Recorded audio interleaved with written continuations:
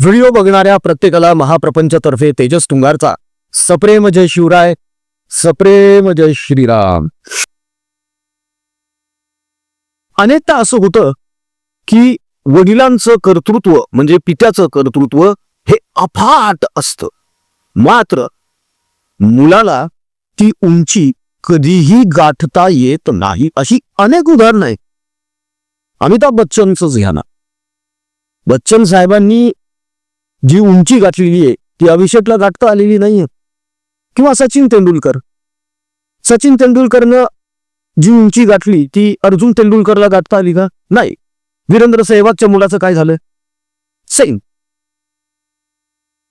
बाळासाहेब ठाकरे यांनी जी उंची गाठली राजकारणामध्ये ती उंची उद्धव ठाकरे यांना गाठता आली का? अजिबात नाही. का? कारण उद्धव ठाकरे यांनी अवतीभोवती सगळे बावळाट जमा केलेले आहेत, जे त्यांना काहीतरी आलतू फालतू सल्ले देत बसतात आणि उद्धव ठाकरे त्या सल्ल्यानुसार वागतात आणि भाषण करताना स्वतःचं हसकपून घेतात किंवा मग काहीतरी पोपटपंची करून लोकांचं मनोरंजन करतात. पण लोकांचं मनोरंजन केल्याने मतदान होत नसतं. सांगण्याचा मुद्दा असा आहे की अनेक बावळटींनी आपल्या आजूबाजूला जमा केलेले आहेत. त्यापैकी सगळ्यात महान बावळट म्हणजे विश्वविख्यात प्रख्यात जे पत्रकार आहेत, संपादक भंगारराऊत. हे उद्धव ठाकरेंच्या पराभवाचं मूळ कारण हा माणूस आहे. अनेकदा आपण खूप हुशार आहोत हे दाखवण्यासाठी संजय राऊत दिवसातून 5 वेळा पत्रकार परिषद घेऊन आलतू फालतू बकवास करतच असतात. कधी कधी प्रश्न असा पडतो की हे पत्रकार इतके रिकामचोट काय आहेत? जर तुम्ही त्यांना दाखवलंच नाही तर लोक बघतील कशा? आणि जर तुम्ही दाखवणं त्यांना बंद केलं तर आपोआपच हा माणूस शांत बसेल ना. पण नाही, TRPच्या चक्करसाठी हे लोक राऊतांच्या बंगल्यासमोर, ऑफिस समोर आशाळभूत नजरेने बसलेले असतात. मग राऊत येतात, यांना बिस्किटं टाकतात. मग हे HMV ठरलेले प्रश्न विचारायला सुरुवात करतात. त्यावर राऊत अद्वा तद्वा बोलायला सुरुवात करतात. हे आता महाराष्ट्राला कळून चुकलेलं आहे. या पत्रकारांना किंवा या चॅनलवाल्यांना कदाचित या गोष्टीची जाणीव नसावी की राऊतांच्या या मुलाखती महाराष्ट्रातली बहुसंख्य जनता अजिबातच बघत नाही. अनेक जण तर असे आहेत की या माणसाचा चेहरा जरी स्क्रीनवर आला तर लगेच चॅनल चेंज केलं जातं. ही वस्तुस्थिती आहे मित्रांनो.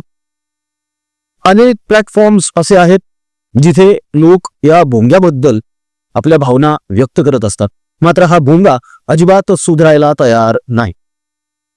लवकरच आता राज ठाकरे यांच्यातर्फे या भोंग्याला दत्ता बसतो की काय असं वाटायला लागलेलं आहे. कारण भोंग्याने अमित ठाकरे यांचा कचरा केलाय, अक्षरशः कचरा केलेला आहे. तो व्हिडिओ आम्ही तुम्हाला दाखवणार आहोत. तेव्हा जर चेहरा बघायचा नसेल या भोंग्याचा तर फक्त आवाज ऐका, हरकत नाही. जर दुसरीकडे गोरे भोंग्या वाटले असतं. आता तुम्ही म्हणाल की या भोंग्यावर व्हिडिओ करायची गरज काय?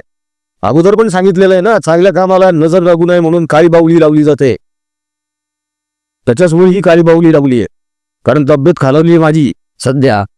मित्रांनो, या भोंग्याने अमित ठाकरे यांचा कसा कचरा केलेला आहे हे बघण्या अगोदर एक कळकळीचं आवाहन.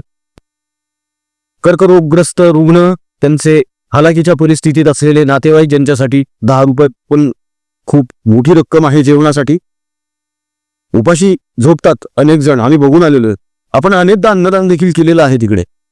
इथून पुढेही करणार आहोत त्या रुग्णांसाठी. अहो, तोंडाला नळी लावलेली आहे, हातामध्ये सलाईनची बाटली घेऊन रुग्ण येतात. हो, अन्नदान जिथं चालू आहे तिथे. त्याचे फोटोज आहेत आपल्याकडे, व्हिडिओज आहेत आपल्याकडे, पण ते आपण दाखवत नाही मुद्दा. कारण कुठल्याही गरीबाची थट्टा आपल्याला करायची नाहीये मित्रांनो. पण यांची मदत करणं तर गरजेचं आहे ना. अनेक शेतकरी असे आहेत जे आत्महत्या करतात. 22 आत्महत्या झाल्यात मराठवाड्यामध्ये गेल्या महिन्यामध्ये. का? तर कर्जबाजारी झालेले. गाय बैलाला खाऊ घालायला चारा नाही यांच्याकडे. स्वतःच्या लेकरांना भरवण्यासाठी 2 घास नाही आहेत. मग त्यांचं शिक्षण राहिलं दूरच. पोरं शाळेत जाईन झाले. 5-5, 10-10 किलोमीटर पायपीट करून काही पोरं शाळेत जात आहेत, माहिती आहे. ही वस्तुस्थिती आहे आणि डोळ्यांनी बघितलेली ही. कायम दौरे चालू असतात आमचे. आणि म्हणूनच कुठंतरी मनातून असं वाटतं की त्या गोमातेची, त्या लेकरांची, त्या रुग्णांची, त्यांच्या नातेवाईकांची सेवा करणं खूप गरजेचं आहे. त्यांना धीर देणं, आधार देणं अत्यंत गरजेचं आहे मित्रांनो. म्हणूनच आम्ही हे कार्य करत असतो. मात्र अनेकदा निधी कमी पडतो म्हणून प्रत्येक व्हिडिओमधून आवाहन करावंच लागतंय. कळकळीचं आवाहन आहे मित्रांनो. तुमच्या इच्छेनुसार, मर्जीनुसार या सत्कर्मामध्ये प्रभू श्रीरामाचं नाव घेऊन तुम्हाला जे योगदान द्यावंसं वाटतंय ते अवश्य द्या. जीपे, फोनपे क्रमांक तुमच्याकडे देण्यात आलेले आहे. ज्यांना डायरेक्ट अमाऊंट ट्रान्सफर करायची आहे, जे जीपे फोनपे वापरत नाहीत, त्यांनी या व्हिडिओच्या डिस्क्रिप्शन बॉक्समध्ये आपल्या बँकेचे डिटेल्स बघावेत आणि मग RTGS किंवा NFT तुम्हाला करता येऊ शकते. त्याची रीतसर पावती देखील तुम्हाला मिळेल. फक्त ट्रान्झॅक्शनचा स्क्रीनशॉट तुम्हाला आम्हाला व्हॉट्सअपवर पाठवायचा. तेव्हा प्रतीक्षा करत आहोत मित्रांनो. या सत्कर्मामध्ये तुमची खरंच खूप गरज आहे. तेव्हा मोठ्या मनाने पुढे या, एवढीच पुन्हा एकदा विनंती. आता बघूया अमित ठाकरे यांचा कसा कचरा झालाय. अमित ठाकरे का एक बयान आया जिसमें उन्होंने कहा कि अगर राज ठाकरे मुख्यमंत्री बन जाए तो हम महाराष्ट्र में बाहर से आने वाली ट्रेनें रोक देंगे. अब ये बयान, इसे लेकर बहुत सारी प्रतिक्रियाएं आ रही हैं. आप मुंबई को, आप मराठी अस्मिता की बात करते हैं, ठीक है, लेकिन मुंबई सिर्फ मराठियों का ट्रेनें ही बंद कर दो. देखो, अब ये नए लड़के राजनीति में आते हैं और एक विरासत लेकर आते हैं, तो धीरे धीरे अब जो नया गठबंधन हो गया है उसमें हम सबको ट्रेन करेंगे. आपको लग रहा है वो नासमझी वाला बयान है अमित ठाकरे? नहीं, ऐसे कोई ट्रेन नहीं रोक सकता. काय ना, अमित ठाकरे एक वाक्य बोलून गेले होते त्यांच्या एका पत्रकार परिषदेमध्ये की जर माझे बाबा मुख्यमंत्री झाले, म्हणजे राजसाहेब ठाकरे जर मुख्यमंत्री झाले, तर बिहार आणि उत्तर प्रदेश मधून येणाऱ्या ज्या रेल्वेज आहे त्या आम्ही बंद करून टाकू म्हणे. येऊच देणार नाही आम्ही मुंबई शहरामध्ये, कारण मुंबईमध्ये लोंढे वाढायलेत म्हणे परप्रांतीयांचे. अरे ते परप्रांतीय जरी असले ना तरी हिंदू आहेत. बांगलादेशींना काढा, रोहिंग्यांना काढा आधी. त्या आदित्य ठाकरेच्या गळ्यात गळे घालून अमित ठाकरे हिंडतायत सध्या. म्हणजे आतापर्यंत ते हिंडत होते, आता हिंडतील का नाही काही सांगता येत नाही, कारण आपले नगरसेवक घेऊन राज ठाकरे कुठल्याही क्षणी महायुतीमध्ये जाऊ शकतात. शक्यता नाकारता येत नाही. मात्र हे तेच अमित ठाकरे आहे जे आदित्य सोबत गुलू गुलू गुलू गुलू गप्पा मारायचे. हे दोघं आपण जस काही एक दिल दो जान आहोत अशा पद्धतीनं मीडिया समोर गेल्या महिन्याभरामध्ये प्रचाराच्या दरम्यान आलेले. हे तेच आदित्य ठाकरे आहे जे बेहरामपाड्यामध्ये जेव्हा या बांगलादेशी रोहिंग्यांच्या झोपडपट्ट्या काढण्यासाठी JCB गेले होते, तेव्हा वरुण सरदेसाई आणि आदित्य ठाकरे हे त्या JCBच्या समोर उभे राहिले आणि यांनी त्या अधिकाऱ्यांना धमकावलं की आम्ही तुम्हाला या झोपडपट्ट्या तोडू देणार नाही.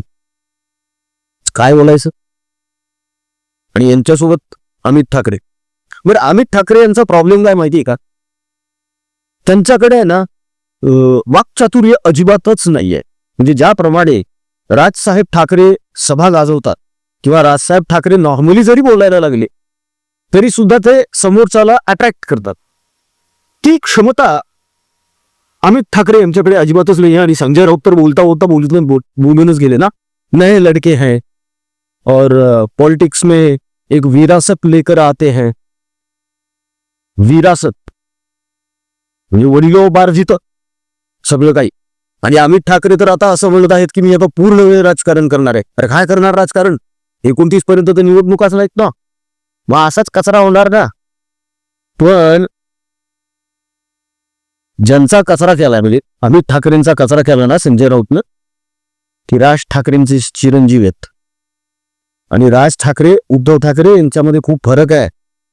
आपल्या पोराला बोलल्यानंतर हे कुठल्याही क्षणी बरसू शकतात संजय राऊतांवर.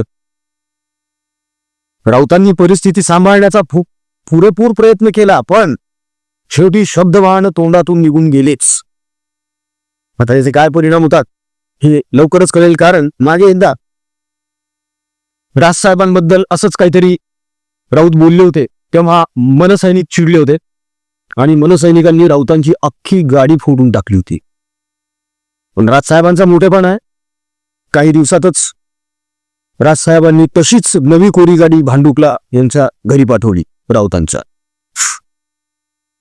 पण आता अशी फोडाफोडी होईल की नाही हे मात्र सांगता येत नाही, कारण महाराष्ट्र नवनिर्माण सेना ही जवळपास रिकामी झालेली आहे. बाळा नांदगावकर आणि संदीप देशपांडे कोणत्याही क्षणी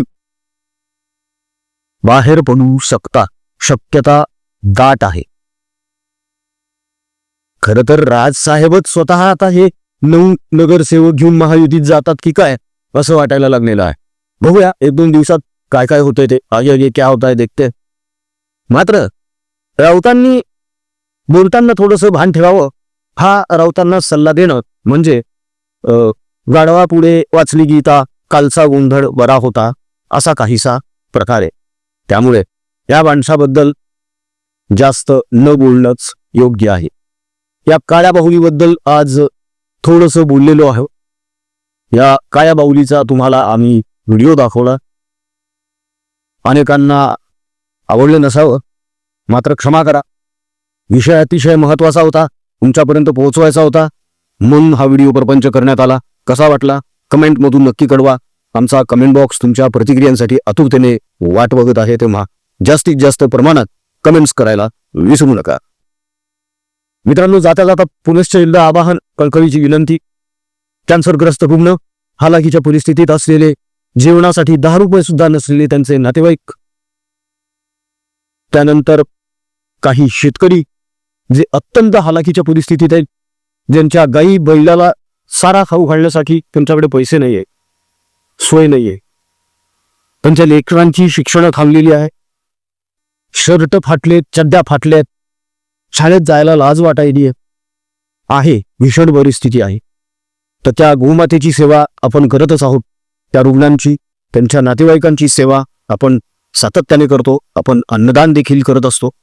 तेव्हा प्रभू श्रीरामाचं नाव घेऊन या सत्कर्मामध्ये जास्तीत जास्त प्रमाणामध्ये तुम्ही सहभागी व्हावं, एवढंच आमचं कळकळीचं आवाहन आणि नम्र विनंती. तेव्हा दिल्या गेलेल्या जीपे फोनपे क्रमांकावर तुमच्या इच्छेनुसार, मर्जीनुसार तुम्हाला जे काही योगदान द्यावं वाटतंय अवश्य द्या. त्याचा स्क्रीनशॉट काढा, आम्हाला व्हॉट्सअपवर पाठवा, म्हणजे त्याची डिजिटल पावती तुम्हाला आम्ही पोचती करू. तेव्हा तुमच्या प्रतीक्षेत आहोत मित्रांनो, आम्ही सुद्धा आणि ते सुद्धा, जे आस लावून बसले की आज ना उद्या आपल्या ह्या सगळ्या अडचणी संपतील, आणि आम्हाला खात्री आहे की तुम्ही नक्कीच साथ द्याल. आजच्या व्हिडिओमध्ये इथेच थांबतो मित्रांनो. जय हिंद, जय महाराष्ट्र, वंदे मातरम, जय शिवराय, जय शंभूराजे, जय भवानी, जय जगदंब, भारत माता की जय. जय श्रीराम. रघुपति राघव राजा राम, पतित पावन सीताराम. रघुपति राघव राजा राम, पतित पावन सीताराम. रघुपति राघव राजा राम, पतित पावन सीताराम. सुंदर विग्रह मेघ श्याम, गंगा तुलसी शालिग्राम. सुंदर विग्रह मेघ श्याम, गंगा तुलसी शालिग्राम.